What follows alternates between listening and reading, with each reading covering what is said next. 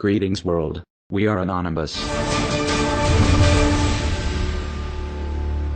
Most of the world, the political left in particular, was blindsided by the results of the 2016 election. To say that some are having a hard time coming to terms with the words President Trump, and what the next 4 to 8 years will bring, would be an understatement. Those who told you that a Trump presidency was impossible were quick to remix their pre-election narratives, framing the Donald as something of a Hitler 2.0 and attempting to position themselves as leaders of a new resistance. Self-reflection is still off the table. On the other end of the spectrum you have those who took Trump's promises at face value, and who actually believe he will make America great again, proclaiming the dawn of a new age of conservatism, as the stock market rose to record highs, before he actually took office. Both sides are utterly unprepared for what's coming. Let's just cut to the chase.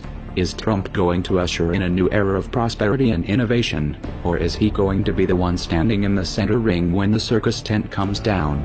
Remember, some voted for Trump as a political Molotov cocktail. Trump is a businessman. You say, he's going to make things happen.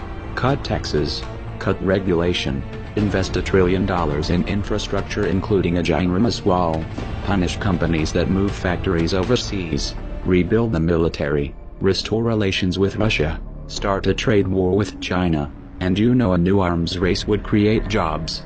There's a lot to unpack there, and those are debates worth having.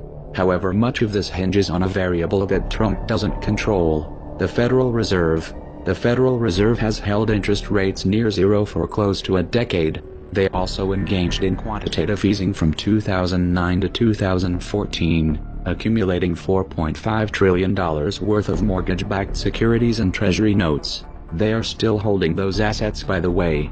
This inflated stock and bond market bubbles of historic proportions. When a friendly face is in the White House, crashes are typically attributed to a war, a terrorist attack, or some other external variable. For example, 9/11, which masked the unraveling of the tech bubble in 2001. The Trump administration, however, is an excuse in and of itself. Word is the Fed is leaning towards increasing interest rates aggressively in 2017, and may engage in any inflationary measures to offset Trump's infrastructure stimulus plans. That means that the flow of money and credit is about to be tightened. It also means the Fed is setting itself up for a showdown. If Trump plays by the rules, he will have to wait until 2018 to replace Janet Yellen. A lot can happen within that time frame. Trump's personality is a wild card. He's impulsive, he fights dirty, and he fights to win. He also happens to have a history with organized crime. If Trump goes to war with the Federal Reserve, this could get out of hand in ways that most can't even imagine, especially when geopolitics are factored in. As a result, the US dollar's position as the world reserve currency is going to be in play. Add to that backdrop a little social unrest on the domestic front. If recent history serves as any indicator, we can count on seeing some kind of racially charged flashpoint involving the police during the Trump administration, probably before 2017 is over. It's also fairly safe to say, given recent history, that some of these protests will turn violent and destructive. The trend has been towards escalation. Having Trump in charge will take this to a new level. Trump ran on a platform of law and order, and support for the police, which piggybacked on the perception that Obama was undermining law enforcement during his term. In spite of the fact that Obama greatly accelerated the militarization of the police, just the belief that Trump has their back is going to influence the police response. They're going to be more confident, more aggressive, and if Trump offers even so much as a word of encouragement, they will go into full crackdown mode, which would of course throw gasoline on a fire. These tensions have the potential of spinning out of control, especially in the context of an economic downturn.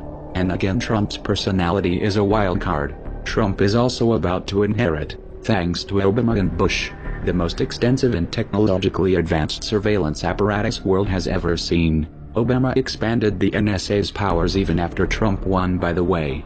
The power to order extrajudicial assassinations anywhere in the world, and a military which has been authorized by the NDAA to detain anyone, anywhere, including US citizens, indefinitely without trial.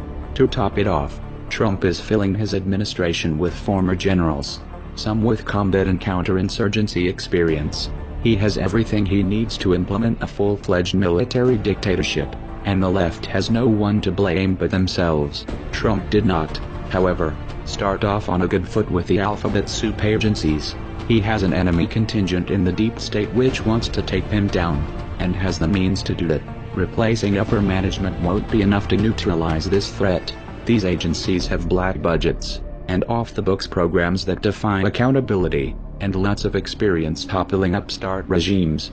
Failure to rein them in could be fatal. The most important trap, however, will be on the geopolitical front. Years of backing Sunni jihadists in Syria failed to unseat Assad, and Trump has vowed to reverse U.S. policy.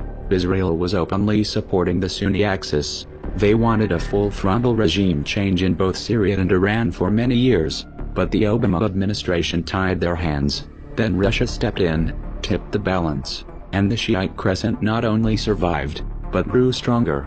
Israeli/Sunni axis needs another path to war, so they're changing tack. On January 13, 2017, just 7 days from the inauguration, Israel bombed a Syrian government airport. This provides a glimpse of the years to come. Israel's strategy is simple: provoke Syria and/or Iran until one of them retaliates, which would of course provide cover to take territory. Turkey is likely to make another move in Iraq and/or Syria as well.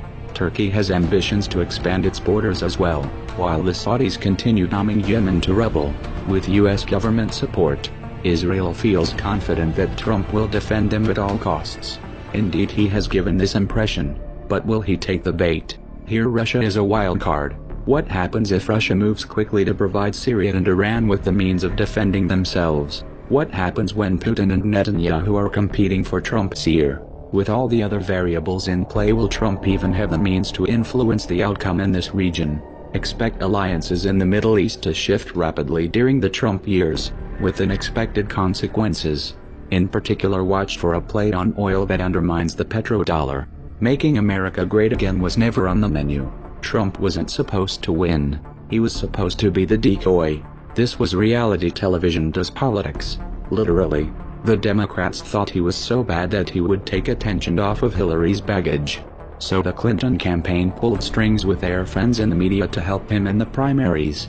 We know this thanks to the John Podesta email leaks. We need to be elevating the Pied Piper candidates Trump, Cruz, Carson, so that they are leaders of the pack, and tell the press to take them seriously. The DNC and their corporate media lackeys then worked to marginalize the Bernie Sanders campaign, and used a secret agreement backed by leverage to prevent him from attacking Clinton. This was confirmed by the DNC email leaks. Oops. You can't unthrow a Molotov cocktail. So get your popcorn and buckle up. The show is about to begin. I will build the wall, and Mexico is going to pay for it, and they'll be happy to pay for it. I want to build a safe zone someplace in Syria. We have to get the Gulf states. They have nothing but money. We got to get them to fund it. We got to get them to put up the money. I will take care of women. I promise I will never be in a bicycle race. If I'm president, you're going to see Merry Christmas in department stores, believe me. I would knock the hell out of the oil areas. Would I approve waterboarding? You bet your ass I would.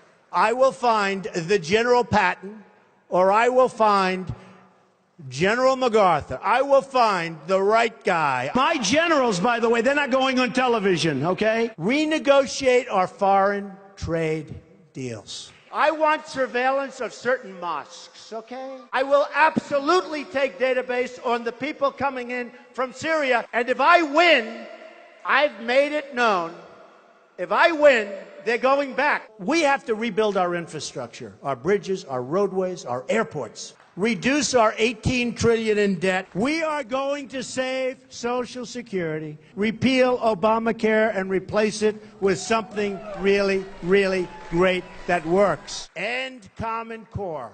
I will take jobs back from China.